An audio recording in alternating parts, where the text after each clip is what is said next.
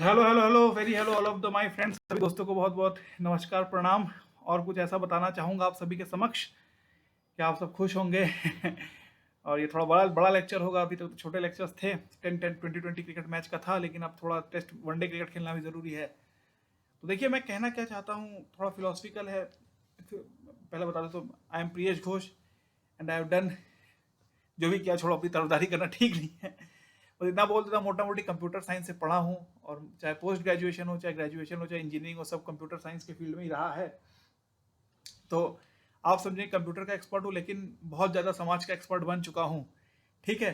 तो आज का अल्टीमेट जो डिबेट है, ठीक है, मेरा है वो है capitalism versus communism. Communism versus capitalism, the last debate. ठीक है। दोनों ही पक्ष बहुत बहुत ही क्रिटिकल है। आप एक पक्ष को सही गलत नहीं कह सकते। मैं आपको और इसमें इंडियननेस कहाँ आ जाता है? Capitalism, communism, socialism.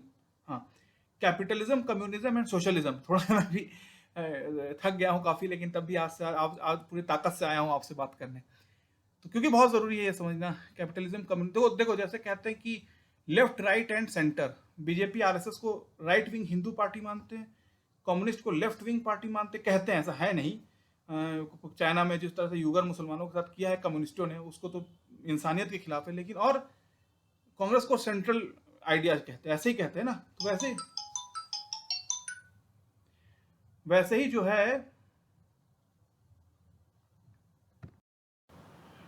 जो है, जब आप इसमें आते हैं तो इसके लिए दो मुख्य धाराएं हैं। एक है आपका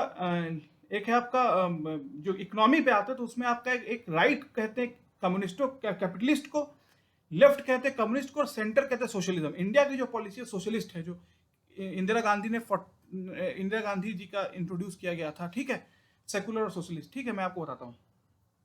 तो मैं आपको बताता हूँ, कहानी शुरू करते फैक्ट से, फिर जाते हैं आदर्शों पे। ठीक है। तो इंडिया जब बना तो ईस्ट इंडिया कंपनी था, जिसने 1857 के ब्रिटिश क्राउन से रिप्लेस किया। इंडिया ब्रिटिशर की सबसे बड़ी ताकत थी। 25 लाख की फौज थी, एयरफोर्स भी इंडिया के पास थी, और सब थी। और इंडिया के क्रिकेट गेम ब्रिटिशर्स ने दिया, हॉकी भी ब्रिटिशर्स के थ्रू है, फुटबॉल का भी पहला शुरुआत अगर देखें, ब्रिटिश का उसमें बहुत बड़ा रोल था। एक्चुअली मोहन बागान थी शायद टीम, कैलकाटा में 1900 में ब्रिटिश हारे थे बंगाल से, तब से ही फुटबॉल का है। तो फुटबॉल, क्रिकेट, हॉकी, तीनों में इंडिया बहुत आगे थी एक समय। फुटबॉल में इसलिए नहीं आगे हो गई, फुटबॉल में वर्ल्ड का बहुत बड़ा गेम। क्रिकेट जैसे, अगर क्रिकेट को आप देखिए, 10 देश क्रिकेट खेलते, आप बड़े हैं। जब हम लोग बच्चे थे वनडे क्रिकेट था, तो 10 देश खेलते थे। 10 देश में क्या आप कभी ना कभी तो फाइनल तक पहुंच ही जाओगे। ठीक है। तो कम्युनिज्म, कैपिटलिज्म और सोशलिज्म। मैं फिर बताऊं, ये है इकोनॉमिक राइट, ये है इकोनॉमिक लेफ्ट। इकोनॉमिक लेफ्ट है कम्युनिस्ट, इकोनॉमिक राइट है कैपिटलिस्ट, और इकोनॉमिक सेंटर है सोशलिस्ट। ठीक है, मेरे हिसाब से। आप बड़े हैं मुझसे। तो देखिए, बात यह है कि भारत जो है, भारत ने किसी कंपनी को आने नहीं दिया।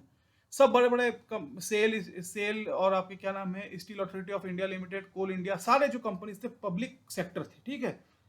ठीक है। और घर वाले कहते थे आपको सरकारी नौकरी पा जाओ, सुप्रीम कोर्ट भी नहीं निकाल सकता। ठीक है। ये मैं जब बच्चा था, और अगर अपने पिताजी से आपने 500 रुपये मांग लिया, मैं अभी की बात कर रहा हूँ, शायद 2000 1948 की बात नहीं कर रहा हूँ, तो कहेंगे कि हमें क्या, तुम टाटा बिरला समझते हो? तो ठीक थी। और ये बात सही है कि 1970s में पेप्सी, शायद पेप्सी, कोकोला थी, और आईबीएम, आईबीएम थी एक कंपनी, और कई और फॉरेन कंपनीज थी 1970s में। IBM and many other foreign companies वो इंडिया में इसलिए नहीं आई, और उन्होंने इंडिया को इसलिए क्विट कर दिया क्योंकि इंडिया में एक छोटा ऑफिस या एक छोटा कंपनी खोलने में, इन बैंगलोर, इन पुणे, इन दिल्ली, इन कलकत्ता, दिल्ली से परमिशन लो, फिर कलकत्ता से गवर्नमेंट से परमिशन लो, म्यूनिसिपैलिटी बोर्ड, पुलिस को पैसा खिलाओ, वाटर को पैसा खिलाओ, क्या नाम है, फिर पीडब्ल्यूडी को पैसा खिलाओ, तब जाके एक छोटा कमरा मिलेगा एक जगह रेंट पे मिलेगा, या आपको उसका मालिकाना हक दे देंगी गवर्नमेंट। तो इतना कठिन था एक छोटा रूम या एक छोटा प्लेस ऑक्यूपाई करना। बड़ी बड़ी आईटी कंपनी तो छोड़ दीजिए, वो तो बहुत दूर की बात है। ठीक है। ये एक फंडामेंटल फैक्ट है। ठीक है, मैं कहना ये चाहता हूं। तो देखिए, इसके लिए इतनी बुरी हालत थी कि इंडिया हर समय गरीब देश था, और ब्रिटेन और यूरोप वाले इंडिया को चिढ़ाते थे, कहते तुम लोग काम धाम करना नहीं चाहिए, इसलिए उसको हिंदू ग्रोथ रेट कहते थे। मैं बता रहा हूँ बहुत ध्यान से, पाकिस्तान एक समय इंडिया से इकोनॉमिकली आगे था। क्यों? क्योंकि पाकिस्तान में स्टेट गवर्नमेंट था नहीं, मिलिट्री ने थप्पड़ मारा, सब खत्म कर दो। मिलिट्री जनरल ने साइन किया, कंपनी खुल गई। ना कुछ उसे पंजाब, ना सिंध, ना बलूचिस्तान, ना खैबर पख्तूनवा, ना पेशावर, ना कहीं पर कुछ पूछने की जरूरत नहीं, ना पीओके, कुछ नहीं। मिलिट्री ने साइन किया, खुल गया। ना उसे प्राइम मिनिस्टर, चीफ मिनिस्टर और क्या एमएलए एमपी से कोई पूछने की जरूरत नहीं। तो पाकिस्तान की इकोनॉमी एक समय फॉरेन इन्वेस्टमेंट के कारण इंडिया से आगे थी, इंडिया से पीछे कभी नहीं थी, मतलब बहुत ज्यादा, ठीक है, ये बात कहना पड़ेगा, ठीक है। तो अब 1991 का समय बहुत बुरी हालत थी, इंडिया को सोना भी गिरवी रखना पड़ा, और रियली मतलब एक समय आपको बताता हूँ, इंडिया की रेट ऑफ इन्फ्लेशन 20% से ऊपर थी, जब मिसेस गांधी के बाद की बात है ये, इंदिरा गांधी समय पर, और रेट ऑफ ग्रोथ 2.5 से 3%। गरीबी का रेट क्या है, इन्फ्लेशन रेट कहाँ था, रेट ऑफ ग्रोथ क्या था। पाकिस्तान का भी 26% है, शायद इंडिया का 20 से 25% के बीच में रेट ऑफ इन्फ्लेशन था, और रेट ऑफ ग्रोथ 2.5% था। तो गरीबी हटाओ का यह आंदोलन लग रहा था। तो और आईबीएम ने और बड़े बड़े कंपनी ने इंडिया में आना छोड़ दिया। मैं फिर बोलता हूं, आईबीएम और पेप्सी जैसे बड़ी बड़ी कंपनी ने इंडिया में आना इसलिए छोड़ दिया क्योंकि उन्होंने कहा कि इंडिया की कंट्री का जो इंटरप्रेन्योरशिप का एनवायरनमेंट है वो बहुत ही घटिया, बहुत ही बेकार है, और ये हमें 1 इंच जमीन के लिए इतना दौड़ाएंगे कि हम तो इससे अच्छा हम नहीं जाएंगे। तो इसीलिए जो है 1990s तक कोई प्राइवेट कंपनी या फॉरेन प्राइवेट कंपनी में, इंडियन की बात नहीं करो, तो दिक्कत ये थी कि इंडिया में जो भी प्रोडक्शन होता था, जो भी प्रोडक्शन समझ लीजिए, जैसे कार बना रही है एम्बेसडर, चिप्स बना रही है हल्दीराम, बॉम्बे डाइंग उसका वो बना रही है कपड़ा, तो यही सब इंटरनल कंपनीज थी जो इसको इन हाउस प्रोडक्शन कहते हैं। कोई फॉरेन कंपनी कॉन्सेप्ट ही नहीं था, ठीक है। तो ये 91 में जब ये बहुत बुरी हालत हुई इकोनॉमी की और फॉरेन एक्सचेंज बहुत बुरी हालत में थे, सोना गिरवी रखना पड़ा, तब जाके मनमोहन सिंह और पीवी नरसिम्हा राव ने वो भयानक बजट सुनाया। और क्या हुआ उसमें आप समझिए, जैसे आप हल्दीराम हैं या आप एम्बेसडर हैं या क्या बता दें, आप क्या हैं, आप सुखीलाल मिठाई वाले हैं, ठीक है, बहुत बड़ा मिठाई का शॉप है, या आप समझ लीजिए आदित्य ट्रेडिंग ग्रुप है। तो जब भी आप कोई पैसा कमा रहे हैं इंडिया में, ये लॉ है, कोई भी पैसा कमा रहा है, अपना प्रोडक्शन है, समझ लीजिए आप स्कूटर बना रहे हैं, आप टीवी बना रहे हैं, तो उसका एक सर्टेन परसेंट आपको गवर्नमेंट को देना पड़ेगा। जैसे शराब की जो सारी बनाने की जो आपका जो कंपनीज है या उसका जो ब्रांड है, उसको सबसे ज्यादा टैक्स देना पड़ता है गवर्नमेंट को। दूध, दही और क्या नाम है, आलू, टमाटर, परवल और ये धनिया, ये जो बेसिक प्रोडक्ट, जीरो टैक्स है। बर्गर और पिज्जा में बहुत ज्यादा टैक्स है। मैं आपको टैक्सेशन का system, tax the rich and help the poor, ये कॉन्सेप्ट है, ठीक है। तो वर्ल्ड की जो इकोनॉमिक स्ट्रेंथ थी वो कहाँ चली गई, और इंडिया की इकोनॉमिक सबसे बड़ा इसका एग्जांपल था कि इंडिया ने ऑन पेपर उसमें नॉन अलाइनमेंट फॉलो किया, ठीक है। मैं आपको छोटा एग्जांपल देता हूँ, लेकिन ये कहानी बदली कब, बहुत इंपॉर्टेंट बात सुनिएगा मेरी बात। ये कहानी बदली तब जब कि 1971 में सोवियत रशिया ने इंडिया को हेल्प किया, और इंडिया ने भी सोवियत के साथ फ्रेंडशिप ट्रीटी साइन किया, लेकिन इंडिया ने अमेरिका से दूरी नहीं की बहुत पूरी तरह से। क्यों? क्योंकि सारे आईआईटीज 3 जगह से मिलकर बने थे इंडिया के, America, Britain and Europe and USSR, मतलब सोवियत रशिया, अमेरिका और ब्रिटेन, इन तीनों ने 5 आईआईटी बनाए थे, गुवाहाटी बाद में आईआईटी। फंडामेंटल इंसान के इंडिया के 5 आईआईटी और 7 आईआईएम, ये जो, क्योंकि अगर आप देखें 2000 तक सिर्फ 6 आईआईटी थे, उसके बाद अचानक इसकी ब्रांचिंग हुई और अब शायद 26 आईआईटीज हैं। क्योंकि लड़के नहीं हो पाते, तो मेन 5 ही आईआईटी थे इंडिया के, खड़गपुर, कानपुर, बॉम्बे, मुंबई, बॉम्बे और ये थे, और दिल्ली। और ये जो आप बन गए ये बाद में बने, गुवाहाटी 94 में बना था, जो आसाम अकॉर्ड के अकॉर्डिंग आईआईटी बना गया, आईआईटी गुवाहाटी, लेकिन ये बाद में बने, ठीक है। मैं जो आपसे कहना चाहता हूं, मैं बात एक इंडियन होने के नाते करूंगा, मैं बात अपने स्वार्थ से नहीं करूंगा, ठीक है, प्रियश होने का, ठीक है। चलिए, मैं ये बात कहना आपसे चाहता हूं, कहने की आपसे इच्छा रखता हूं, ठीक है। अब आते हैं दूसरे पॉइंट पे जो मैं कहना चाहता हूं, ठीक है। तो वो इस प्रकार है कि तो तब जाके, और अचानक जो है भारत में बाहर से इन्वेस्टमेंट है, डिफेंस सेक्टर में शायद पहले नहीं था, उसके तो सब में, चाहे लेस का चिप्स हो, चाहे बिंगो का चिप्स हो, चाहे जूता हो लेदर का, चाहे जीन्स पैंट हो, चाहे शर्ट हो, चाहे आपका लैपटॉप, तो चलिए TV, Onida TV, Philips TV, आपका जो एप्पल का लैपटॉप हो, तो सारे अगर आप देखें, अब चाइना 46 बिलियन का, जापान, सिंगापुर, पूरे एशियन कंट्रीज, पूरा यूरोप और पूरा अमेरिका, कैब, जेमिनी, कॉग्निजेंट, ये सब तो सर्विस बेस्ड कम बहुत ज्यादा है, सर्विस बेस्ड है, और एप्पल और अभी जैसे अमेजोन, तो ये सारी कंपनीज ने इंडिया में बहुत ज्यादा इंडिया में टेक्नोक्रेट्स थे, उसको एम्प्लॉयमेंट मिली, क्योंकि गवर्नमेंट सर्विस हर समय लिमिटेड है और उसमें रिजर्वेशन है, तो बाय डिफॉल्ट उसमें आप बहुत ज्यादा एम्प्लॉयमेंट मिल नहीं सकती। तो ये एक फंडामेंटल है, ठीक है। लेकिन अब इससे हुआ क्या, तो पहली बार जो इन हाउस प्रोडक्शन था, हल्दीराम है, एम्बेसडर है, बॉम्बे डाइंग है, सिर्फ जो इन हाउस प्रोडक्शन, उसका मोनोपोली खत्म हुआ। जैसे आपका दूरदर्शन है, दूरदर्शन में पहले मैच आते थे, अब स्टार स्पोर्ट्स और ESPN में मैच आते हैं, ठीक है। इसका मोनोपोली खत्म हुआ और बाहर से सारे, जैसे हम सिंपल एग्जांपल, यानी बीसीसीआई बहुत गरीब था, 92 तक बीसीसीआई के पास लॉस में जाता था। ये 93 में हुआ, जबकि बीसीसीआई ने ये कहा कि हीरो कप हुआ था कलकत्ता में, कि हम सारे जो हमारे जो टीवी राइट्स है वो बेचेंगे। तो बीसीसीआई की टीवी राइट जब बिकने लगे तो बहुत ज्यादा अर्निंग होने लगी। और बीसीसीआई आज तो चलिए किस तरह की है आपको बताते हैं। मैं आपको छोटा एग्जांपल है, चलिए वो बाद में बताता हूँ। लिबरलाइजेशन का एग्जांपल क्या छोटा देता हूँ। जब इंडिया 2003 में खेलने गई थी ऑस्ट्रेलिया में, तो कुकाबूरा बॉल होते थे उस समय, कुकाबूल SG। तो कुकाबूरा बॉल एक बॉल सर कितने हजार का, 50-25 हजार का था। तो इंडिया के पास लिमिटेड कुकाबूरा बॉल था। अब जब गई इंडिया तो पर्थ के स्टेडियम को बुक कर लिया। तो सोचिए पैसे का क्या खेल होता है, गरीब और अमीर में क्या अंतर होता है। लेकिन जो मैं कहने की बात है मेरी, तो ठीक है, तो बाहर की कंपनीज इंडिया में आने लगी और उन्होंने तो जैसे एक समझ लीजिए हल्दीराम से आप टैक्स ले रहे थे, अब लेस की कंपनी है, बिंगो है, 50 कंपनी से 50 कंपनीज बेच रही, 50 आप टैक्स ले। और हल्दीराम को भी अपने आप को इनोवेट करना पड़ रहा है, वो पुराने हल्दीराम नहीं रह सकते। बॉम्बे डाइंग के साथ साथ हजारों ये शर्ट का पैंट का हजारों नई नई इंडोनेशिया से, या नाम क्या है आपका जो है, अमेरिका से, यूरोप से कंपनीज के शर्ट पैंट आ रहे हैं, उन्हें भी अपना क्वालिटी बदलना पड़ रहा है। हर में इनोवेशन की रिक्वायरमेंट है। जैसे आज के जो कंप्यूटर साइंस के जॉब है, किसमें, डेटा साइंस में है, आर्टिफिशियल इंटेलिजेंस में, क्लाउड कंप्यूटिंग में। तो क्या 1947 में जब भारत आजाद हुआ था, फौज थी, पुलिस थी, तब ये डेटा साइंस था क्या, आर्टिफिशियल इंटेलिजेंस? आज सबसे ज्यादा highly paid job data science, artificial intelligence, web development, cloud computing में अब है क्या, यूपी में। तो ये तो अब इसी के लिए, और सबसे बड़ी बात है समझ लीजिए, आपने कंपनी बनाई, फॉर कंपनी या स्टार्टअप, जो मोदी जी स्टार्टअप कहते हैं, ठीक है, उसने बहुत ज्यादा एम्प्लॉयमेंट अर्निंग कर लिया था, 600 करोड़ या 6000 करोड़।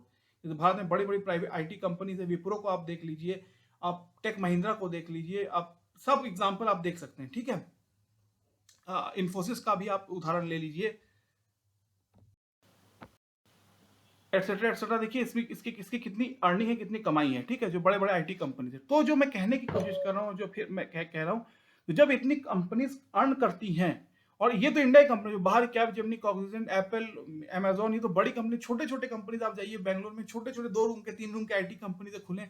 हम पूछिए आपकी, हम उनका चाइना से कोलेबोरेशन है, किसी का शायद जापान से कोलेबोरेशन है। ये तो जो ये कंपनीज आए इंडिया में, तो एक तो इंडिया की कंपनी थी जिन्होंने बहुत पैसा कमाया, तो उन्होंने गवर्नमेंट को 40% कॉर्पोरेट टैक्स दिया। और जो विदेशी थे, तो फॉरेन कंपनी से, कैब जेमिनी, कॉग्निजेंट का एग्जांपल आप ले लीजिए, या 3D PLM का भी ले सकते हैं, हनीवेल का भी ले सकते हैं। वहां पर जो एक गार्ड लगा रहे हैं, गार्ड जो डंडा लेके खड़ा है, वो गार्ड और जो टॉप क्लास इंजीनियर है, सबको एम्प्लॉयमेंट दे रहे हैं, ठीक है। अब जब सबको एम्प्लॉयमेंट दे रहे हैं, तो वो दे रहे हैं, तो वो कुछ ले भी रहे हैं, उनसे काम ले रहे हैं, वर्क ले रहे हैं, उससे उनका इकोनॉमिक जो पावर है बढ़ रही है, इकोनॉमी उनकी स्ट्रांग हो रही है उस कंपनी की। तो जब ये कंपनी अर्न कर रही है इंडिया के थ्रू, इंडिया के लैंड पे, इंडिया के धरती पे, तो उसको 40% कॉर्पोरेट टैक्स देना पड़े। इससे हो क्या रहा है, अब छोटे कंपनीज और बड़े कंपनीज सब इंडिया में आ गए 91 के बाद, एक्सेप्ट डिफेंस। तो बहुत सारे फॉरेन एक्सचेंज डॉलर इंडिया के पास आ गए, ठीक है। जैसे आपको बताते हैं, जैसे लेस की जो, फ्रीटो लेस की जो चिप्स का है, वो 5-10 रुपए का पैकेट है, ठीक है। और जो एप्पल का लैपटॉप है 1.5 लाख का है। दोनों को ही आप अगर एक मार्केट में रख दे, तो एप्पल का लैपटॉप भी लोग खरीद रहे हैं, फ्रीटो का लेस भी खरीद रहे हैं, हुंडई कार भी खरीद रहे हैं लोग, जूता भी खरीद रहे हैं बाहर का, और सारे का। तो जो भी सारे कंपनीज जो, जिसने या तो इंडिया में प्रोडक्शन हाउस लगाया, या इंडिया में एक सर्विस सेंटर या सेंटर लगाया, और विदेश से चीजें लाई और बेच दी इंडिया में। जैसे एप्पल का अगर समझ लीजिए एग्जांपल, डेल का एग्जांपल बेच दिया, जब वो बेच रहे, जो वो पैसा कमा रहे हैं इंडिया से, टीवी समझ लीजिए ओनिडा का बेच दिया, या क्या नाम है, सोनी का टीवी फॉर एग्जांपल है, या नोकिया का मोबाइल, हम बच्चे नोकिया का मोबाइल, नोकिया बेची, ये बेची, सारे जो नोकिया में छोटा मोबाइल से लेके बड़ा मोबाइल जो 1 लाख तक का बिक रहा है, फॉर एग्जांपल मैं एग्जांपल दे रहा हूँ, सबका 40% टैक्स जो है वो या तो मैन्युफैक्चरिंग या तो सेलिंग, जब भी इंडिया से उसने पैसा लिया गवर्नमेंट को दिया। तो अचानक गवर्नमेंट के पास बहुत ज्यादा, आपके पास फॉरेन एक्सचेंज आ गया, पहली बात फॉरेन एक्सचेंज आ गया जो डिप्लीशन था, और दूसरी बात जो इंडिया के इंटरप्रेन्योर थे, इंडिया में माहौल चेंज हो, ये गांव के यूपी में नहीं है, वो बटवा का करत हो, वो भैया बतावत रहे, तुम जा रहे हो बेंगलोर, तो चाची वो गूगल में जा रहे हैं, गूगल का इंटरव्यू होने का संभावना है, ये बटवा गूगलवा का है, मर्द हो जब तक मुझे, जब तक फौज में नहीं जाओ तो मर्दानगी का फायदा। तो ये नहीं मैं आपको बता रहा हूँ क्या हो। तो ये टोटलिटी में ये जो है पूरा माजरा है, पूरा वो है। तो इसीलिए, और इंडिया इकोनॉमी पर अगर इंडिया उस समय प्राइवेटाइजेशन ग्लोबलाइजेशन नहीं होता, मनी इंडिया के पैसा नहीं आता इंडिया का, में इंडिया कोलैप्स हो सकता है, जैसे सोवियत यूनियन और पाकिस्तान की हालत है, ठीक है। आप इंडिया के बगल में देखो श्रीलंका, क्या क्या हालत है, इंडिया खड़ा था, श्रीलंका इकोनॉमिकली बराबर, बांग्लादेश बहुत उठा था लेकिन फिर डूबने की हालत में है। हाँ, नेपाल इंडिया पे डिपेंडेंट है, भूटान भी है, पाकिस्तान की हालत आप देख रहे हैं क्या है। तो इंडिया इस पूरे जोन में एक इकोनॉमिक सुपर पावर है, वर्ल्ड में नंबर 3 पे है, 4th पे इकोनॉमिक सुपर पावर है। मैं आपको प्रियेश होने के नाते ये समझाने की कोशिश कर रहा हूँ, ठीक है। अब लेकिन ये बहुत अच्छी चीज है, इतना सुपर पावर है, पैसा है, लेकिन फंडामेंटल इशू क्या है, मैं आपको बताता हूँ। मैं आपको मेरा एग्जांपल देता हूँ। मेरे जैसे हजारों लड़के जो यूपी इलाहाबाद के उस बैच में पास आउट हुए थे, तो मेरे साथ के 95% लड़के आज आईटी सेक्टर में हैं। लेकिन अगर मैं, मजबूरी में कुछ लोग हैं कुछ लोग नहीं है, लेकिन मैंने बहुत लोगों से पूछा, तो मैं आपको ये बहुत ही पिन पॉइंटेडली बताता हूँ, और इस बात का मैं आपसे आपसे आप इस बात को सुनेंगे बहुत ही ध्यान से, ठीक है। तो फॉर एग्जांपल मैंने बीटेक पढ़ा, ठीक है, मैंने नहीं, मेरा नाम समझ सुकेश है, सुकेश ने बीटेक पढ़ा, 5 लाख पढ़ाने का 10 लाख टोटल। अब मैं जब कॉलेज में था, मैं 2 ही कंपनी का नाम जानता था, एक था आपका इन्फोसिस और दूसरा था जो आती थी हमारे कॉलेज में, दूसरा था आपका इन्फोसिस एक था, दूसरा था 3D नहीं, अरे दूसरा था टीसीएस। 2 ही कंपनी का नाम जानता था। और इन्फोसिस जब आई थी, आज मैं शर्म आती हूँ, आज मैं बोलने में कांप जाता हूँ। तो हमारे, अब छोड़िए पढ़ाना का, घर वालों ने कहा कि एक बार टेस्ट दे दो पास होने के लिए, करना तुम्हें इनकम टैक्स में, ठीक है, चलो अच्छी बात है, इन्फोसिस और टीसीएस आई, ठीक है। तो एक बार मेरी क्या हुआ, पापा से एक भैया ने बात की, तो कहा आपका बेटा तो बीटेक कर रहा था, अभी क्या कर रहा है। तो पापा ने कहा कि वो गवर्नमेंट एग्जाम की तैयारी कर रहा है, पापा ने कहा उनसे। तो उस लड़के ने, भैया ने मुझसे बात किया, तो सबसे पहले इलाहाबाद छोड़ दो और बैंगलोर में आके और पुणे और मुंबई में आकर सड़क पे फुटपाथ पे भी सोना है सो, लेकिन इलाहाबाद छोड़ दो। हाँ भैया क्यों। तो मैं कह रहा हूँ तुम छोड़ दो, और तुमको अगर 5,000 की भी नौकरी मिले तो एक आईटी कंपनी ज्वाइन कर लो। भैया ने मुझे कहा, मैं आपको एग्जाम्पल देता हूँ, ठीक है, क्यों। तो मैं, मुझे वो समझ नहीं आया, बड़े थे मुझसे, हमने कहा, हम चुपचाप हो गए। तो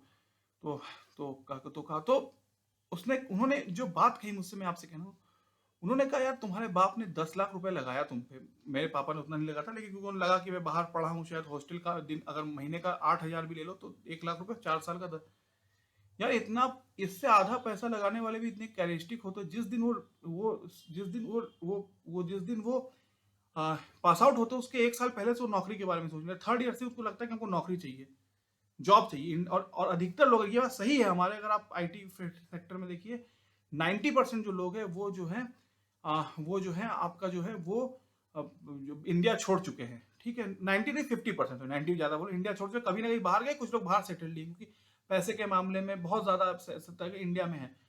तो पूछे तो तुम कैसे यार हो यार, तुम पता नहीं किस, उन्होंने कहा भैया हम क्या करें, हम सोच रहे थे हम यूपी में ही कहीं कॉलेज में पढ़ा लेंगे, या हम जो है वहाँ वो कर लेंगे, क्या हम कॉलेज में यहाँ पर कहीं पढ़ा लेंगे, या तो हम गवर्नमेंट नौकरी कर लेंगे। क्या आप जानते ही हैं प्राइवेट नौकरी में पता नहीं नौकरी रहे ना रहे, जॉब चली जाए, पता नहीं। यहाँ तो जो आप जानते हैं, यहाँ पर हमारे पापा बैंक मैनेजर है, कितनी इज्जत है हमारे फैमिली की, हम क्यों छोड़ के जाए। मैंने उनसे ये कहा इनडायरेक्टली, इतने जोश में नहीं, मैंने कहा, मैं, उन्होंने पूछा क्यों तुम इलाहाबाद नहीं छोड़ना चाहिए, मैंने उन्हें ये आंसर दिया, ये फैक्टर है, ठीक है।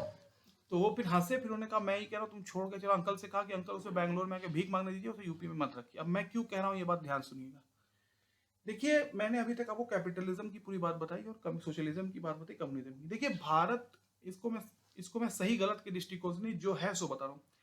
भारतीय जो फिलॉसफी है, भारतीय जो दर्शन है, भारतीय जो मानसिकता, फिलॉसफी ज्यादा अच्छे से, वो कहता है कि जीवन का आखिरी एम सुख, शारीरिक सुख या पैसे का सुख पाना नहीं है। फिर सुनिए ध्यान से, बहुत ध्यान से सुनिएगा। भारतीय फिलॉसफी, भारतीय दर्शन, भारतीय विचारधारा ये कहती है कि मानव जीवन का आखिरी एम सुख प्राप्ति नहीं है, शारीरिक और विलासिक और आर्थिक सुख प्राप्ति नहीं है। ठीक है, पैसा कमाना जरूरी है, हमको भी कमाना है, आपको भी कमाना है, लेकिन पैसा कमाना और सुखी रहना ये प्रोपोर्शनेट नहीं है। ये मैं नहीं कह रहा हूं, मुझे माफ कीजिएगा, ये इंडिया का फिलॉसफी कहता है, ठीक है। इंडिया की सोच कहती है कि आखिरी दम तक पैसे के लिए, ये मैं नहीं कह रहा हूं, ये बहुत बड़ी एक विचारधारा ये चीज कहती है कि आखिरी दम तक। तो मैं जो कहने की कोशिश आपसे कर रहा हूँ, अब मैंने आपको पाकिस्तान का लेक्चर दिया था, मैंने कहा बांग्लादेश आगे चला गया, नेपाल, भूटान, म्यांमार आगे चले गए, पाकिस्तान की क्यों हालत, इकोनॉमिक न्यूक्लियर पावर है, ये पावर है, ठोक देंगे इंडिया को, क्यों। क्योंकि एक देश का जब एम ही ये है, पाकिस्तान एक कंफ्यूज देश, उसे पता नहीं उसे करना क्या है। उसका नफरत, इंडिया से नफरत पर जन्म हुआ था, उसका क्रिएशन हुआ था, और वो इंडिया से नफरत के बल पे ही उसकी नेशन की थ्योरी है। तो ऐसे नेशन में ना आईआईटी बन सकता है ना आईआईएम बन सकता है। और जो आप पाकिस्तान में मिलिट्री का इतना कब्जा देखते हैं, मिलिट्री कितनी गुंडा करती है, तो उसका कारण ये है कि मिलिट्री ने इंडिया को हराने के लिए, इंडिया को बर्बाद करने के एम को पाकिस्तान का जनरल लाइफ बना दिया है। अब इन मिलिट्री ने इंडिया से बदला लेने को पाकिस्तान का एक स्टेट का नैरेटिव बना दिया है। मिलिट्री ने, इन पाकिस्तान की मिलिट्री ने, हम इंडिया को हराएंगे, बर्बाद करेंगे, और इसी के लिए मिलिट्री का एग्जिस्टेंस मैंडेटरी है। इसीलिए मिलिट्री सारे सुप्रीम कोर्ट और हाई कोर्ट सब, मैं आपको 1958 में जब क्योंकि पाकिस्तान में प्रॉब्लम थी कि आज का जो बांग्लादेश है उसमें 60% पॉपुलेशन थी, और वो 1500 किलोमीटर दूर था आपके मेन पाकिस्तान से। तो पाकिस्तान को संभालेगा, तो हर पॉलिटिकल पार्टी इंडिया में भी देखिए एक दूसरे को गाली देती है।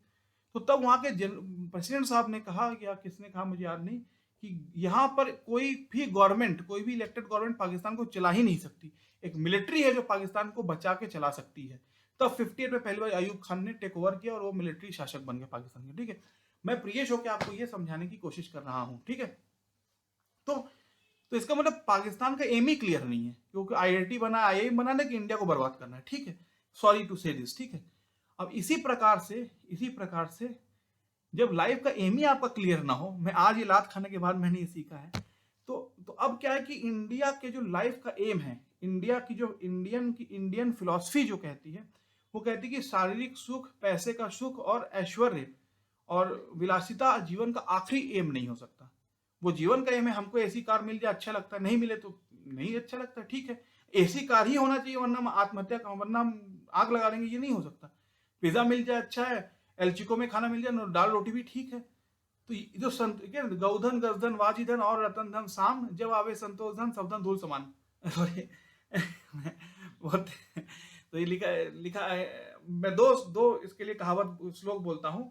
लिखा है कि, हाँ जो मैं कहना हूँ, ठीक है, मैं थोड़ा सा जोश में आ जाता हूँ, गलत है, कि स्वामी इतना दीजिए जामे कुटुंब समाए, मैं भी भूखा ना रहूं ना साधु भूखा जाए। फिर सुनिए, स्वामी इतना दीजिए जामे कुटुंब समाए, मैं भी भूखा ना रहूं ना साधु भूखा जाए। ठीक है, गौधन गजधन वाजिधन और रतन धन साम, जब आवे संतोष धन सब धन धूल समान। तो संतोष धन जब आ जाता है सब धन धूल समान है, और स्वामी इतना दीजिए जामे कुटुंब समाए, मैं भी भूखा ना रहूं ना साधु। तो ये जो इंडिया की फिलॉसफी है, ये कहती है कि आपको अपने अपने लोभ पे, अपने चाहने पे, अपने और फैक्टर्स पे नियंत्रण करना है। आप एक्सट्रीमली जो है लाइफ में हर समय मॉनेटरी गेन, हर समय सुख, शारीरिक सुख, मानसिक सुख और वैलासिक सुख इसकी अपेक्षा नहीं कर सकते। कहीं ना कहीं आपको अपने लाइफ को लिमिट करना है। ये हमारे बात कहती है। ये लिखा, चिंता तुरांग न पिता न चिंता तुरांग न सुखम न निद्रा, अर्था तुरांग न पिता न बंधु। ठीक है, ये श्लोक में लिखा गया। दूसरा क्या लिखा गया है, स्वामी इतना दीजिए जामे कुटुंब समाए, मैं भी भूखा ना रहूं ना साधु भूखा जाए। ये दूसरा फिलॉसफी। तीसरा है, गौधन गजधन वाजिधन और रतन धन साम, जब आवे संतोष धन सब धन धूल समान। तो ये जो तीन हमने आपको सुनाया मोटा मोटी, इसका अर्थ ये हुआ कि इंडियन फिलॉसफी कहती है कि हमारे जीवन का आखिरी एम पैसा कमाना नहीं हो सकता। फिर संन्यास और वानप्रस्थ जीवन की, ये शब्द ही ना होते, अगर संन्यास और वानप्रस्थ शब्द है, संस्कृत शब्द है, तो इसका मतलब है कि जीवन का आखिरी एम पैसा कमाना नहीं है। किसी भी मनुष्य का जीवन का आखिरी एम पैसा कमाना नहीं, सॉरी, जीवन का आखिरी एम जो है विलासिता, भोग और सुख नहीं है। ये कहती है, हाँ पैसा कमाना जरूरी है, हमें भी शर्ट पैंट पहनना है, इस फैन तो चाहिए, एसी ना चाहिए हो, हम भी सुख से जीना है, लेकिन आखिरी एम पैसा कमाना नहीं हो सकता। जीवन का आखिरी एम लोभ नहीं हो सकता, जीवन का आखिरी एम मोह माया नहीं हो सकता, जीवन का आखिरी एम संतोष हो सकता है। ये है फिलॉसफी इंडिया की। ठीक है, इंडियन की। ठीक है, तो इस फिलॉसफी के साथ कैपिटलिज्म नहीं चल सकता, जैसे धर्म के साथ साइंस नहीं चल सकता। मैं आपको छोटा एग्जांपल देके समझाता हूं। जो हमारे कॉन्स्टिट्यूशन में, किसी भी वर्ल्ड के मॉडर्न कॉन्स्टिट्यूशन को आप पढ़े, बी.आर. अम्बेडकर जी का मैं एग्जाम, तो उसमें freedom of expression, freedom of life, मतलब हम क्या कपड़ा पहने, कौन सा जीन्स पहने, क्या हेयर स्टाइल करे, कौन हमारे, किसके साथ हम दोस्ती करना चाहे, ये इसका फ्रीडम हमें होना चाहिए। ठीक है, चलो इतना मान लेते हैं। लेकिन फ्रीडम ऑफ एक्सप्रेशन का जब हाई लिमिट होता है, तो आज आप देखिए हर चीज़ पे, आप देखिए जैसे कोर्ट में होता है, इस पे डिबेट, सेम सेक्स मैरिज पे डिबेट, हर चीज़ पे डिबेट होने लगती है, क्योंकि एक फंडामेंटल पैराडिग्म में फ्रीडम ऑफ एक्सप्रेशन, एक ये लिखा गया हमारे संविधान में फ्रीडम ऑफ एक्सप्रेशन। तो भीमराव अंबेडकर जी ने संविधान बनाया, उसमें लिखा गया फ्रीडम ऑफ एक्सप्रेशन। तो मैं आपसे ये आज कहना चाहता हूं कि जो धर्म है, जो भारतीय धर्म कहता है कि लाइफ में complete freedom of expression, sorry freedom of expression नहीं, फ्रीडम ऑफ लाइफ जिसको हम कहते, सॉरी मैं थोड़ा डिफर कर गया, फ्रीडम ऑफ लाइफ, मोटा मोटी लाइफ में हम जो काम करना चाहे समाज उसमें व्यवधान नहीं कर सकता। हमारी लाइफ की आजादी हमें होनी चाहिए, इसी को मोटा मोटी कहते हैं, बड़े डीप में नहीं जा रहा हूं। लेकिन धर्म यह कहता है कि फ्रीडम ऑफ लाइफ टोटलिटी में कभी नहीं हो सकती। लाइफ में एक सर्टेन रेस्ट्रिक्शन होना जरूरी है। धर्म कहता है कि लाइफ में रेस्ट्रिक्शन होना जरूरी है। मैं नहीं, मुझ पर दोष मत दे दीजिएगा प्रियेश क्या कहता है, प्रियेश बुरा है, प्रियेश अच्छा है। नहीं, प्रियेश कुछ नहीं कहता, प्रियेश वही कहता है जो लिखा गया है, ठीक है। तो फंडामेंटली कहा गया है कि जो भीमराव अंबेडकर जी का या भारत कॉन्स्टिट्यूशन का एक पोर्शन कहता है कि freedom of life, freedom of expression, freedom of choice, freedom of choice. लेकिन धर्म कहता है, आपके धर्म का जो मेन वो है कि आपके लाइफ में फ्रीडम तो, लेकिन उसकी एक रेस्ट्रिक्शन हो, एक ultimate freedom, absolute freedom life में नहीं हो सकता। तो ये धर्म और मॉडर्निटी में ये डिफरेंस है फंडामेंटली, ठीक है। मैं कहा ना, धर्म का जो कॉन्सेप्ट है, धर्म का कॉन्सेप्ट ये कि आप सुनते ना, वो बाबा रामदेव लोग कहते हैं इंद्रियों पे नियंत्रण होना चाहिए। क्या? काम, क्रोध, मोह, माया, लालसा और अहंकार, ये 6 इंद्रिय है जिसमें नियंत्रण होना चाहिए, तभी इंसान महापुरुष बन सकता है, ठीक है। तो इसका ये अर्थ हुआ जो इंडिया की फिलॉसफी कहती है, जो मोटा मोटी, मैं कोई मैं गुरु नहीं हूं, मैं जितना पढ़ा एज अ यूपीएससी पर्सन, कि इंडिया की फिलॉसफी कहती है जीवन का आखिरी एम जो है वो जो है, जीवन का आखिरी एम जो है वो जो है भोग और विलास नहीं हो सकता, ठीक है। भोग की रिक्वायरमेंट है, हमको भी एसी अच्छा लगता है, हमको भी कभी कभी अच्छा खाना अच्छा लगता है, लेकिन आखिरी एम नहीं हो सकता, वो एक इंटरमीडिएट एम है। लास्ट एम जीवन का एम है संतोष। तो ये सिखाता है। और freedom of expression, freedom of choice ultimate नहीं हो सकता लाइफ में, एब्सोल्यूटेशन नहीं हो सकता फ्रीडम ऑफ चॉइस का। फ्रीडम ऑफ चॉइस पे एक लिमिट लगना, ये धर्म कहता है, ठीक है। तो इंडिया की फिलॉसफी, इंडिया का धर्म ये कहता है। और कैपिटलिज्म की थ्योरी है, अब मैं इकोनॉमी पे आ रहा हूं, मैं उस पर नहीं जा रहा हूं। कैपिटलिज्म की थ्योरी की लाइफ में जितना पाओ कम, आज हम मिलेनियर है, कल ट्रिलेनियर है, कल उसके भी ट्रिलेनियर, ठीक है। तो मतलब आप अगर बताइए, अंबानी जी का जो एज है आज, मैं बहुत मानता हूं उनको, अंबानी जी और सारे जो बड़े बड़े इंडिया के बिजनेस हाउसेस हैं वो, और जो छोटे मोटे आजकल स्टार्टअप खोल रहे हैं, तो अंबानी जी का एज है जो, और ये है, तो उनको वानप्रस्थ संन्यास और वानप्रस्थ ले लेना चाहिए, ठीक है। लेकिन जिस तरह से उन्होंने, धीरू भाई अंबानी ने खड़ा किया, वर्ल्ड कप कराया था 87 का, उनका जो आज स्टेज है, लाइफ का स्टेज, वो नहीं कर सकते। वो करेंगे तो पूरी बिजनेस कोलैप्स हो जाएगी। उनके विचार के ऊपर पूरे रिलायंस है। मैं एग्जांपल दे रहा हूँ, और अडानी जी के ऊपर पूरा अडानी ग्रुप है, मतलब मैं एग्जांपल समझाने के लिए आपसे कह रहा हूँ। तो ये तो फंडामेंटली ये है जो इंटरप्रेन्योरशिप है, जो कैपिटलिज्म है, वर्ड सुनिए, जो पूंजीवाद है या कैपिटलिज्म कह लीजिए, जो कैपिटलिज्म वर्ड है, पूंजीवाद सही नहीं। तो कैपिटलिज्म में सबसे बड़ा जो रोड़ा है वो इंडिया की फिलॉसफी है कि लाइफ का आखिरी एम सुख और विलास और भोग नहीं हो सकता। कैपिटलिज्म का कॉन्सेप्ट ही है कि लाइफ का जो आखिरी एम वो मनी, पैसे की कमाई है। जैसे हमारे देश में कंपनसेशन पे जॉब दिया जाता है, ठीक है, कास्ट पे जॉब दिया जाता है कि भाई जो, या कास्ट पे छोड़िए, जो पाकिस्तान से आए थे, जो कश्मीर से आए थे पलायन करके, उन्हें भी जॉब दिया गया क्योंकि उनके पास बहुत बड़ा दुर्गति हुआ, ठीक है। तो ये मैं आपसे कहने की कोशिश कर रहा हूँ, ठीक है। तो जो मैं कहना चाहता हूँ, जो मैंने अभी भी इतना मेहनत किया आपसे बोलने में, वो ये है कि तो वेलफेयर स्टेट जैसे बहुत होता है। अभी मोदी जी ने 2 साल खाना खिलाया लोगों को, 150 करोड़ की वैक्सीन क्रिएट दी। आपको लग रहा है फ्री का है, जिससे पूछो पैसा पेड़ पे नहीं उगता, पैसा कमाना क्या चीज है, कितना गवर्नमेंट पे खर्चा लगा जानते हो आप ये वैक्सीन के लिए। तो ये ठीक है, लेकिन उसके बावजूद हमारा जो भारतीय दर्शन है वो ये कहता है कि लाइफ का आखिरी एम सुख विलास भोग और पैसा कमाना नहीं हो सकता।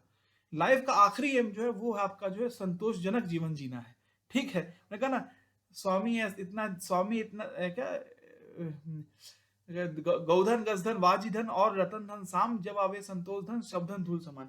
और स्वामी इतना दीजिए जामे कुटुब समाए, मैं भी भूखा ना रहूं ना साधु भूखा जाए। तो ये है फंडामेंटली जो है आपका भारतीय फिलॉसफी, इंडियन फिलॉसफी, ठीक है।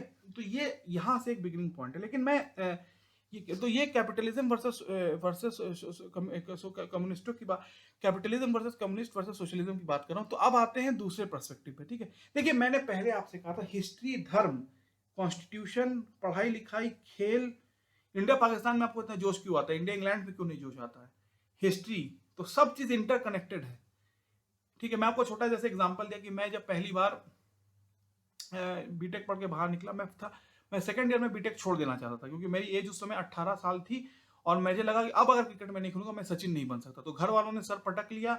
मम्मी को लगा कि अब ठेला चलाना पड़ेगा, अब मेरा बेटा बीटेक पढ़ नहीं रहा। तो चाचा ने डैमेज कंट्रोल कहा, बेटा पढ़ाई लिखाई क्या ज्ञान और अध्यात्म के लिए होती है, पढ़ाई लिखाई जो है पैसे कमाने के लिए नहीं होती। तो मैं उनकी भावनाओं में बह गया। मैंने कहा ठीक है, अध्यात्म और ज्ञान की बात होगी जीवन में। अब मैं पहली बार जब बड़े आईटी कंपनी में गया, naukri.com के थ्रू या पता नहीं इंटरनेट के थ्रू गया था किसी, तो उसने पूछा कि why did you did engineering. तो मैंने कहा for knowledge and wisdom, Hindi में बोला फॉर ज्ञान के लिए। तो उसने कहा ये बचकानी बातें आप छोड़िए, कंप्यूटर साइंस से बीटेक कोई ज्ञान के लिए नहीं पढ़ता, पैसे के लिए पढ़ाई होती है। ज्ञान के लिए एमएससी बीएससी करते हैं या डिस्कवरी ऑफ इंडिया पढ़ते हैं। ये तो मैं आपसे बताना चाहता हूँ। तो ठीक है, तो ये चीजें एक फंडामेंटल चीज है जो कि मैं आपसे कहने की कोशिश कर रहा हूँ और जो मैं आपसे कहना चाहता हूँ। ठीक है, तो ये कहना ये मेरा है कि जो हमारी जो मानसिकता है, हमारा जो मेंटल फ्रेमवर्क है, वही शायद रिस्पॉन्सिबल है भारत को कैपिटलिस्ट, एक सुपर पावर कैपिटलिस्ट इकोनॉमी ना बनने के लिए। अब इसका एक और कारण है जिसको मैं आता हूँ, इससे रिलेटेड है। अब मैं फिर उसी बात गवर्नमेंट वर्सेस उस पर आता हूँ कि कैपिटलिस्ट, कम्युनिस्ट और सोशलिस्ट और गवर्नमेंट और प्राइवेट, इसका दोनों का रिलेशन है। गवर्नमेंट और प्राइवेट रिलेशन जॉब पे अब आता हूँ। ठीक है, अब जब आप देखिए, मैं आईएएस पीसीएस, मैं उस खानदान से हूँ, आईएएस पीसीएस या आर्मी की बड़ी रिस्पेक्ट करता हूँ। ठीक है, मैं रिस्पेक्ट करता हूँ। ठीक है, यूपी में आप जाएंगे, मैं जहाँ था तो गांव गांव में अभी भी आईआईटी तो नहीं, लेकिन बड़े बड़े एमटेक लोग एक क्लर्क की नौकरी की तैयारी कर रहे हैं। तो मैंने, अगर आप उनसे पूछिए कि भाई क्यों आपने इतने साल दे दिए, कहा कि नौकरी से कोई निकाल नहीं सकता, 60 साल तक जॉब सिक्योरिटी, मतलब काम भी करो तो कोई निकालेगा नहीं। ये अब इसका कारण क्या है, इसका ये एक वैलिड कारण है। क्यों? जो हमारा एजुकेशन सिस्टम जो है, वो जो है अगर आप ध्यान से देखेंगे तो हमारा एजुकेशन सिस्टम ज्यादा क्वांटिटेटिव है, क्वालिटेटिव ये तो है ही है। दूसरा, हमारा एजुकेशन सिस्टम इतना कॉन्फिडेंस ही हमें नहीं देता कि हम 60 साल तक अपने एबिलिटी पे काम कर पाएंगे। तो सेकंड पॉइंट है। तीसरा, अगर आप सत्या नडेला और सुंदर पिचाई की बात करते तो इन्होंने अपने बाहरी आईआईटी के बाद की पढ़ाई विदेशों से की, इंडिया से नहीं की है। तो ये एक फंडामेंटल फैक्टर है। तो इसीलिए जॉब सिक्योरिटी बहुत इंपॉर्टेंट हो जाती है। ठीक है, और हमारे माँ बाप भी हमें ये कहते हैं, अगर आप पूछेगा कि एक बार सरकारी नौकरी लग गई तो काम नहीं करना पड़ेगा, अब लाइफ सेट है। और विश्वास कीजिए, एज अ इंडियन आज मैं कह रहा हूँ, इसी एक शब्द ने हम मेरे देश को जो है पीछे ढकेल दिया बहुत। क्यों? आईआईटी आईआईटी आईएएस पीसीएस और आर्मी की बात मैं छोड़ देता हूँ, लेकिन जो नॉर्मल जो है, water department, board office, PWD, जो यूपी के, आज से कोई भी योगी आदित्यनाथ जी की गवर्नमेंट हो, वो तो अपर लेवल पे, लेकिन बेसिक जो जात और धर्म की पॉलिटिक्स है वो खत्म ही नहीं हो सकती यूपी से, क्योंकि डिस्ट्रीब्यूशन ऐसा 20% दलित है, 20% मुसलमान है, 50% ओबीसी है और 10% जनरल कास्ट है। तो अब हर से कास्ट की पॉलिटिक्स चलेगी। जिस कास्ट ने, जहाँ जो कास्ट भारी है वो इलेक्शन जीत जाएगा, हमारा आदमी जीतना चाहिए। ये फंडामेंटल लॉजिक है। ठीक है, मंडल कमीशन के बाद इस सोच की बहुत वृद्धि हुई। ठीक है, लेकिन मैं जो दूसरी बात करूँ तो इसका भी रिलेशन कैपिटलिज्म और उससे है। अब देखिए, मैं मान सकता हूँ कि आर्मी का एक पैशन है लोगों का, आईपीएस आईएएस का भी पैशन है, लेकिन क्योंकि इसका कारण ये है कि देखिए मतलब जो मैं आपको कहा ना कि गौधन गजधन वाजिधन और रतन धन साम सब आवे संतोष धन सब धन धूल समान। गौधन गजधन वाजिधन और रतन धन साम जब आवे संतोष धन सब धन धूल समान। तो मेरा कहने का जो तात्पर्य है इस अभी लेक्चर का, तो जो आदमी एमटेक गेट पढ़ के एमटेक पढ़ लिया है, वो अगर एक समझ लीजिए, आप एक क्या कह लो, आप एक पीडब्ल्यूडी में क्लर्क बनना चाहे या एक ऑफिस या एक बड़े बाबू कहते हैं उसे,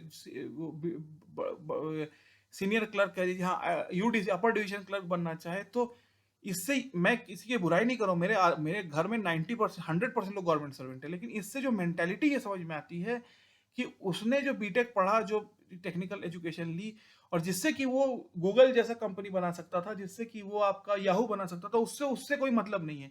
उसे चाहिए कि एक बार हम नौकरी पा गए और उसके बाद हम सेटल हो गए, और घर का तो ही माँ बाप ही है, घर अपना घर है, और एक मिनिमम सैलरी आती है, जॉब सिक्योरिटी रहे। तो वो जो है फिर आपका जो है इन्फोसिस, टीसीएस से छोड़ो तो पुराना है बहुत, इन्फोसिस आपका जो स्टार्टअप और आपका जो गूगल और ये नहीं बनाना चाहता, उसे मतलब ही नहीं, उसे अपना सिक्योरिटी कहना स्वामी इतना दीजिए जामे कुटुंब समाए, मैं भी भूखा ना रहूं ना साधु भूखा जाए।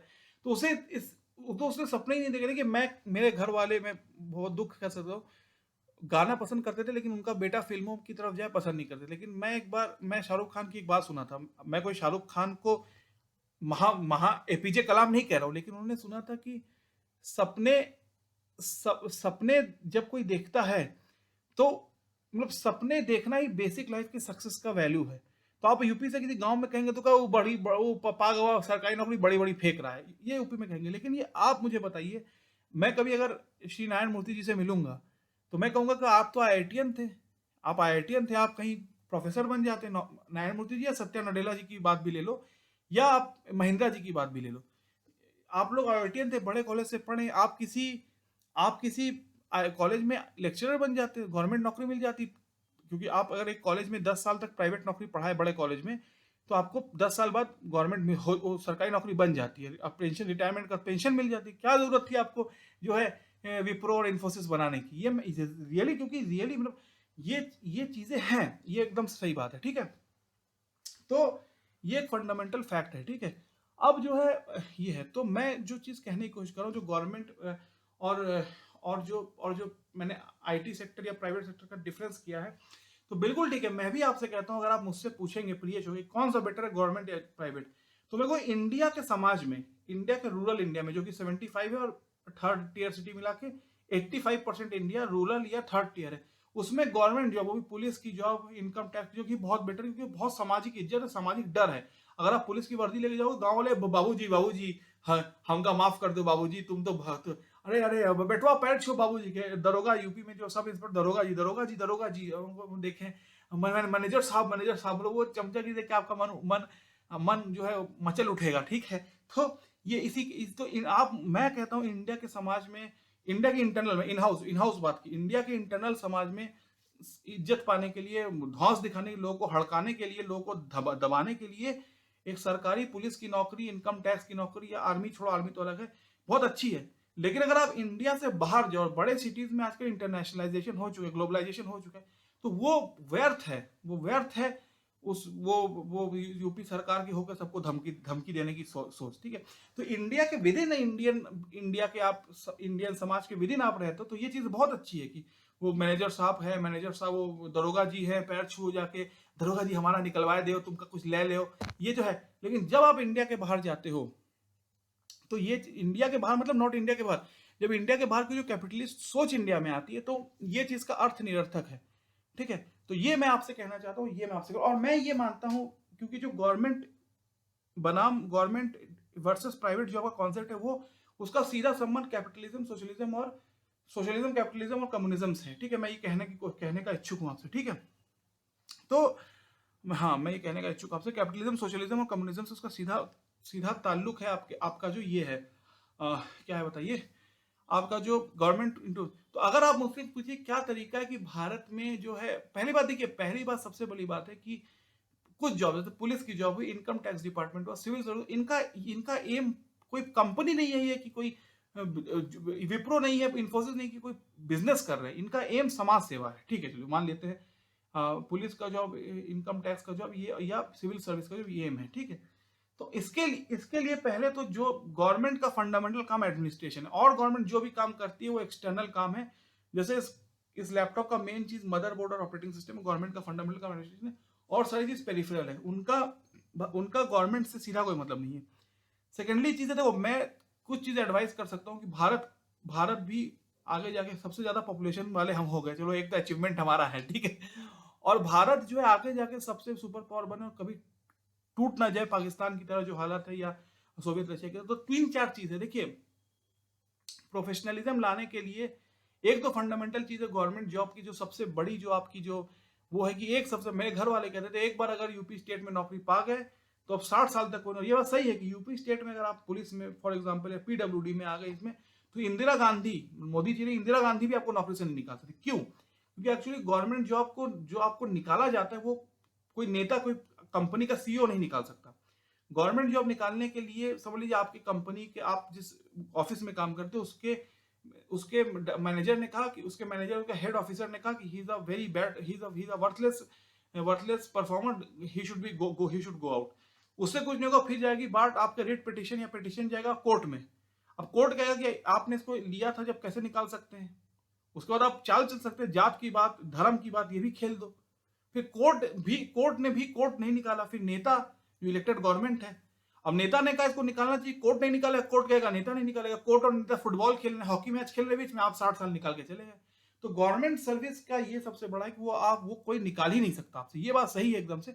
इसी कारण से गवर्नमेंट सर्विस बहुत सेफ है। समझ लीजिए आप एक हॉकी मैच या फुटबॉल मैच खेला, क्रिकेट मैच खेलने से, तीनों का एग्जांपल ले लो। तो अगर आप टेस्ट मैच खेलने तो 3 तरीका, या तो आप सहवाग की तरह बैटिंग करके पहले दिन में ही 400 रन बना दीजिए और अपोजिशन को हरा दीजिए। लेकिन सहवाग की तरह बैटिंग करने में डर ये है कि ज्यादा शॉट मारेंगे तो आउट होने का भी चांस है। दूसरा तरीका ये है कि टुक टुक टुक टुक करके 2 दिन तक खेलो, 2 दिन तक में 450 रन बनाओ और डिक्लेयर करो और मैच ड्रॉ हो जाए।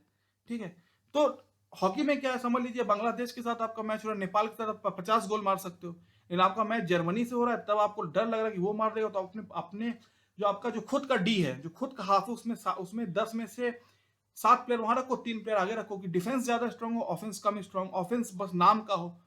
ठीक है, दोनों में तो क्योंकि हमको डिफेंसिव खेलना है, हमको सेफ खेलना है। तो एक्सेप्ट आईएएस पीसीएस और आर्मी, जो गवर्नमेंट जॉब का कॉन्सेप्ट है, सेफ्टी बहुत ज्यादा है उसमें। और जब बहुत ज्यादा सेफ्टी होती है तो परफॉर्मेंस वहां नहीं होती, वहां सिर्फ टाइम पास होता है। ये मैं उसको यूपी में बपौती कहते हैं, अपने हमारे बाप की बपौती है, हम तो कोई हटा नहीं सकता। जैसे इंडिया के नेताओं की बपौती को हटा नहीं सकता। ठीक है, तो ये फंडामेंटल एनालिसिस है।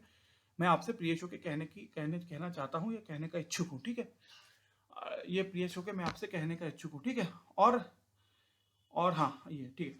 और जो दूसरा पॉइंट है सबसे बड़ा, ये बड़ा लेक्चर होता है तो उसमें व्यवधान आने लगती है, बहुत गलत चीज़ है। और जो दूसरा सबसे बड़ा पॉइंट है, ये तो एक पॉइंट हो। ठीक है, तो इसी के तो मेरा एडवाइस है कि जो है देखिए 3-4 चीज रहेगी, तब तक जो गवर्नमेंट सेक्टर है वो कभी भी जो है एक प्रोडक्टिवफुल कैश काउ आईटी सेक्टर की तरह काम नहीं कर सकता। ठीक है, कि सबसे पहली बार गवर्नमेंट जॉब का पहला जो माइंडसेट है वो सोशलिस्टिक है, वो कैपिटलिस्टिक या रिजल्ट ओरिएंटेड नहीं है। वो हो भी नहीं सकता। पुलिस क्या रिजल्ट के लिए, तो पुलिस क्या प्रॉफिट के लिए काम करेगी, आईएएस का प्रॉफिट के लिए काम, देश सेवा करके, चलो उसका मैं मान लेता हूँ। लेकिन जो कोल इंडिया है, एनटीपीसी है, सेल इंडिया, ये सारे कंपनी है, जैसे इन्फोसिस और एचसीएल और टीसीएस और क्या नाम है आपका विप्रो कंपनी, वैसे कंपनी है। ठीक है, तो सबसे पहली बात ये है कि देखिए मैं कुछ कर नहीं सकता, लेकिन मेरा एडवाइस ये है, समझते हैं। सबसे पहले ये है कि जो एक्सट्रीम सिक्योरिटी है कि हमारे बाप का किसी का बाप हमें नहीं निकाल सकता, ये सोच खत्म होनी चाहिए, फर्स्ट पॉइंट। सेकंड पॉइंट, जो अगर गवर्नमेंट सर्विस को आपको सुपर फास्ट आईटी कंपनी बनाना है, कहते हैं ना कैसे आप बनाते हैं, सुपर फास्ट या सुपर ग्रोइंग। ठीक है, सेकंड है कि प्रमोशन और डिमोशन का बहुत वो है। प्रमोशन का देखिए, रिजर्वेशन पे हम कुछ कह नहीं सकते क्योंकि हमारे वो हमारे लेवल के बाहर है। कास्ट की पॉलिटिक्स क्या है, आप बॉलीवुड की 4 फिल्म देख लीजिए, आपको पता चल जाएगा, मुझे बताने की आपको जरूरत नहीं। चलो, लेकिन प्रमोशन और डिमोशन की जहां बात होती है तो वहां भी ये होना चाहिए। आप एक आईटी कंपनी में जाइए, क्योंकि मैंने बहुत लात खाई इसलिए मैं ऐसा कह रहा हूँ। मेरे दोस्त लोग हैं जो मेहनती थे, जो सिंसियर, तो कहां से कहां पहुंच गए।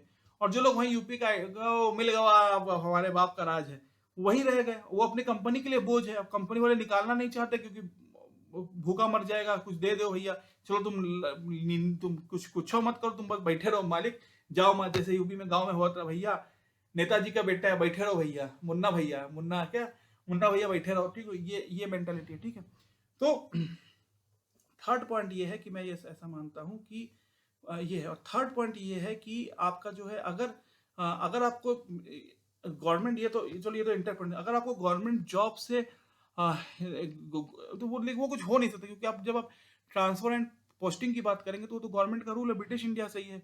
कोई भी ऑफिसर, या तो गवर्नमेंट इतनी घटिया हो कि ऑफिसर को निकाल दे अच्छे काम के लिए, या तो ज्यादा अगर अच्छी गवर्नमेंट है तो 3-4 महीने बाद रूटीन में, 6 महीने बाद रूटीन ट्रांसफर। कॉन्सेप्ट ये है कि अगर आप एक आईएएस एक एरिया में आप नौकरी कर रहे हैं तो वहां पर आपका इतना दबाव होगी, वहां पर कोई आदमी आपके खिलाफ कुछ बोल नहीं सकता, क्योंकि आप ही वहां के अन्नदाता है, कर्ता धरता है। तो इसीलिए ट्रांसफरिंग का इंपॉर्टेंस ये है कि कोई भी आप स्टैग्नेशन ना हो पाए। तो इसलिए ट्रांसफर एंड पोस्टिंग का कॉन्सेप्ट है ब्रिटिश इंडिया से। ठीक है, तो ये तो फिर फाइनली मैं रिपीट कर देता हूँ आखिरी 10 मिनट में आप सबको, ये बहुत ही उम्मीद करता हूँ कि आप मेरी बात समझेंगे। और ये लेक्चर मेरा बहुत ही इंपॉर्टेंट है कि मैंने बहुत रिसर्च करके इसको बनाया, कोई हवा में मैं बात नहीं करूंगा। तो मैं शुरू कर देता हूँ। देखिए, today's the discussion is between capitalism and communism and socialism. So like you see that when you talk about the Indian politics, the right wing, they are say religious right wing is BJP RSS, they say left is communist, central is Congress. ये बहुत झूठी बात है, क्योंकि कम्युनिस्टों ने जो Uyghur मुसलमानों पे टॉर्चर किया है चाइना में, वो इंसानियत के काबिल नहीं है। लेकिन तब भी राइट विंग कहा जाता है बीजेपी आरएसएस को, लेफ्ट विंग कहा जाता है कम्युनिस्ट, और सेंटर कांग्रेस कहते हैं। ठीक है, चलो मैं मान लेता हूँ। ठीक है, तो उसी तरह इकोनॉमिक राइट विंग आपका कम्युनिस्ट है, इकोनॉमिक लेफ्ट विंग है आपका कम्युनिस्ट, और इकोनॉमिक सेंट्रल है आपका सोशलिस्ट। इंडिया की पॉलिसी मिक्स्ड पॉलिसी है। ठीक है, इसका एग्जांपल है कि इंडिया ने, नेहरू जी ने मिक्स्ड नॉन अलाइनमेंट चुना, इंदिरा जी ने भी बांग्लादेश वॉर जीतने के बाद भी नॉन अलाइनमेंट। सबसे बड़ा सबूत है इंदिरा जी की जो ओलंपिक टीम थी इंडिया की, वो गई थी 80 में रशिया में, जिसने गोल्ड मेडल जीता था। 84 में गई थी वो लॉस एंजलिस में। तो इंडिया दोनों के सही अच्छे, दोनों सही, और सारे आईआईटीज बने 3 कंट्रीज से, यूरोप से, अमेरिका से और रशिया से। ये 3 कंट्रीज ने, ये 3 और शायद जापान से भी आप कह सकते हैं, इन 3 कंट्रीज ने सारे आईआईटी आईआईएम बनाए हैं इंडिया के। ठीक है, तो इंडिया ने कोशिश की हर समय उसको नॉन अलाइन होने की। ठीक है, ये फर्क। लेकिन आपको मैं कहना ये चाहता हूँ, तो मैं फिर ये रिपीट कर देता हूँ कि देखिए, फाइनली बात है कि इंडिया की जब शुरुआत हुई तो ईस्ट इंडिया कंपनी ने इंडिया पे 200 साल राज किया।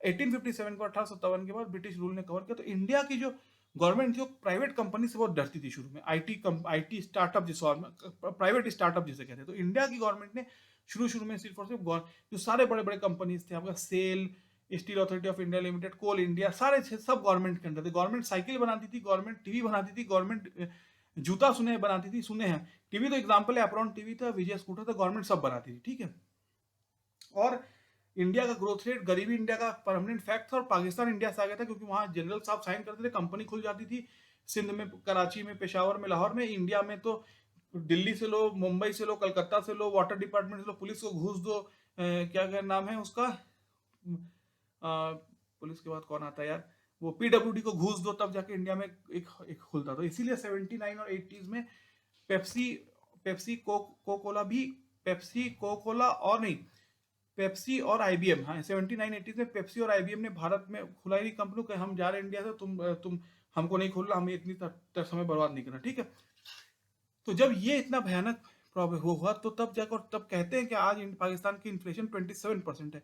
इंडिया की इन्फ्लेशन भी इतनी ज्यादा थी, करीब करीब 20% से 26 के 20 से 25 से ऊपर थी एक समय, और ग्रोथ रेट इंडिया का था, आपका था 2 से 2.5%, 3%। तो ब्रिटिश चाहते थे कि तुम इंडियन काम धाम करना चाहिए, तुम लोग बड़ी बड़ी बातें करते हो, और तुम लोग जो है हिंदू ग्रोथ रेट वाले हो। उसको हिंदू ग्रोथ रेट को 3.5 ग्रोथ रेट, 3% को हिंदू चिढ़ा के हिंदू ग्रोथ रेट कहते थे ब्रिटिशर्स। ठीक है, 89 तक 91 तक ये हालत हुई कि सोना गिरवी रखना पड़ा, इंडिया करीब करीब मतलब इकोनॉमिक कोलैप्स की तरफ जा रही थी। ठीक है, तब पीवी नरसिम्हा राव, तब जो है इंडिया के मनी को थोड़ा डिवेल्युएट किया गया काफी, सोने को भी शायद गिरवी रखा गया, सोना गिरवी रखने जा रहा था, और पीवी नरसिम्हा राव और मनमोहन सिंह जी दोनों ने मिलकर ये महान बजट बनाया, जिसमें लिबरलाइजेशन, प्राइवेटाइजेशन, ग्लोबलाइजेशन तीनों। अब इसका मतलब क्या है, देखिए, पहले जो आपकी कार एम्बेसडर बनाती थी, इन हाउस प्रोडक्शन था, हल्दीराम आपका नमकीन बनाता था, बॉम्बे डाइंग से आपके टी शर्ट आते थे, जूते से बॉम्बे डाइंग से सब चीज इंडिया में बनता था। इंडिया की कंपनी थी, बाहरी कोई कंपनी इंडिया में नहीं थी। आईबीएम और पेप्सी का मैंने आपको एग्जांपल दिया।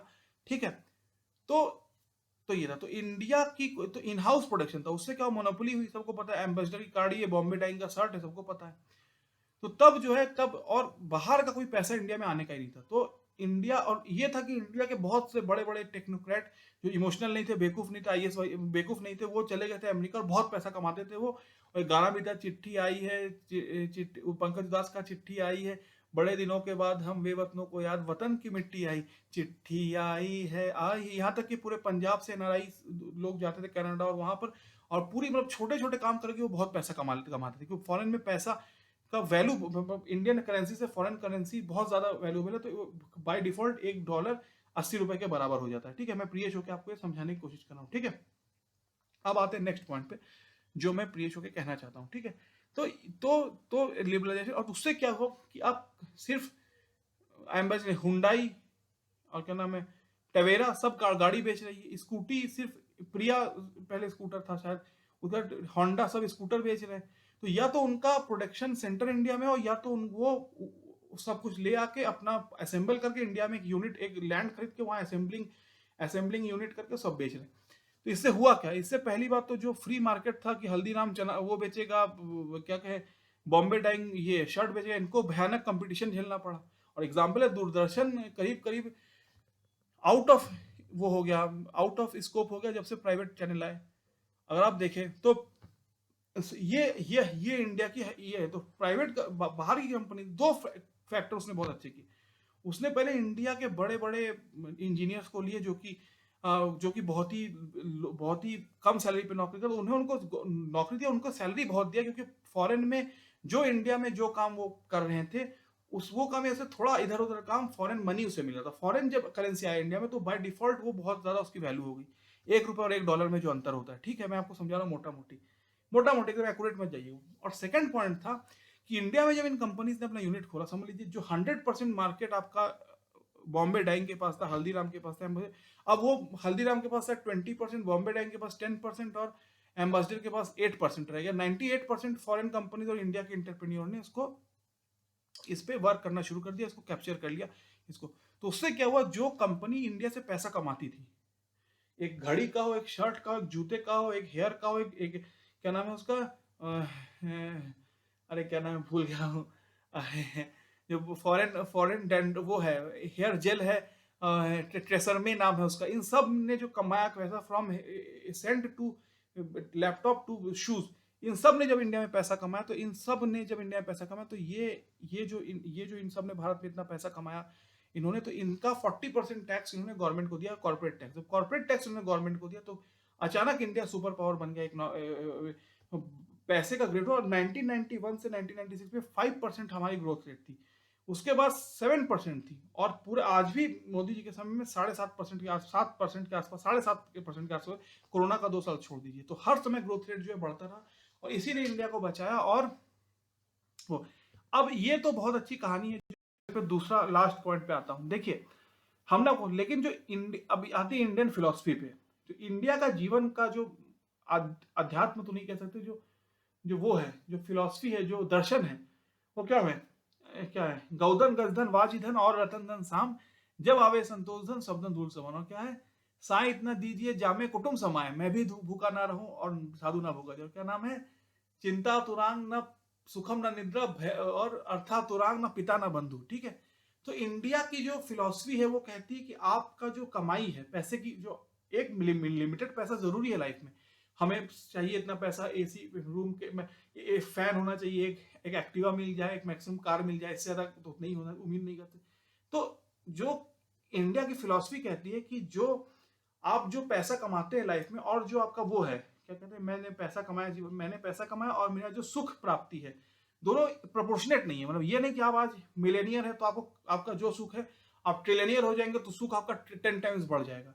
सुख सुख जो है इंडिया में जो प्लेजर है, सुख जो एक मानसिक स्थिति है, इंडिया में सुख जो है वो कोई भौतिक सुख नहीं है। तो इंडिया की जो फिलॉसफी कहती है कि सुख जो है इंडिया में, इसलिए कहते हैं लोभ मोह माया और क्या नाम है, क्रोध और क्या नाम है, अहंकार, इन सब इंद्रियों पे जब इंसान नियंत्रण करता है तो महापुरुष बन जाता है, ये कहता है, ठीक है। तो जो जो फिलॉसफी इंडिया की है वो कहती है कि पैसे का कमाना और जो सुख, दोनों प्रोपोर्शनेट नहीं है।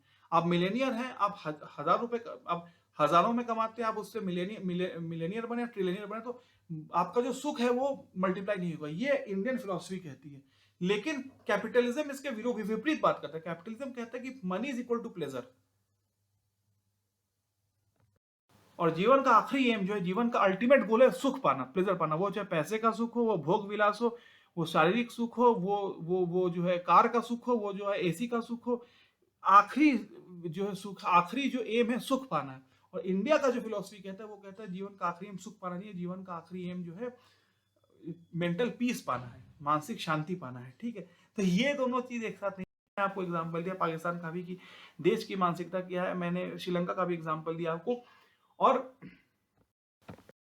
मैं आज आपको ये एग्जाम्पल भी दे रहा हूं, ठीक है। तो इसका जो मतलब मैं कहने की जो कोशिश कर रहा हूं आपसे वो ये है कि इंडिया की जो ये फिलॉसफी है कि जीवन का आखिरी एम सुख प्राप्ति, शारीरिक और भौतिक सुख प्राप्ति नहीं, इंडिया का आखिरी एम मानसिक संतुष्टि प्राप्ति करना है। ये एम जो है ये कैपिटलिज्म के साथ बैठती नहीं है। जैसे फ्रीडम ऑफ एक्सप्रेशन और धर्म एक साथ नहीं बैठता है। फ्रीडम ऑफ एक्सप्रेशन कहता है, या फ्रीडम ऑफ चॉइस कहता है कि लाइफ में जो हमारा चॉइस है हम उसको पूर्ति कर सकते हैं। लेकिन धर्म कहता है कि जीवन में एक स्टेप के बाद रेस्ट्रिक्शन होना आवश्यक है, एक स्टेप के बाद जीवन आगे बढ़ नहीं सकता। ठीक है। उसी प्रकार से कैपिटलिज्म कहता है कि जीवन का जो सुख है वो पैसे के ऊपर आधारित है, लेकिन हिंदुस्तान की फिलॉसफी कहते हैं साई इतना दीजिए जामे कुटुंब समाए, मैं भी भूखा ना रहूं ना साधु भूखा जाए, और गौधन गजधन वाजिधन और रतन धन साम जब आवे संतोष धन सब धन धूल समान।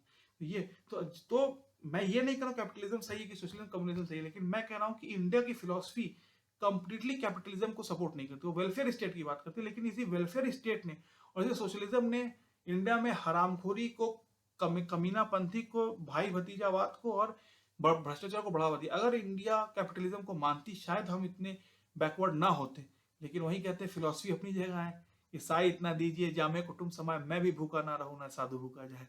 Thank you, thank you, thank you. और ये आशा करूंगा कि आप हमें आशीर्वाद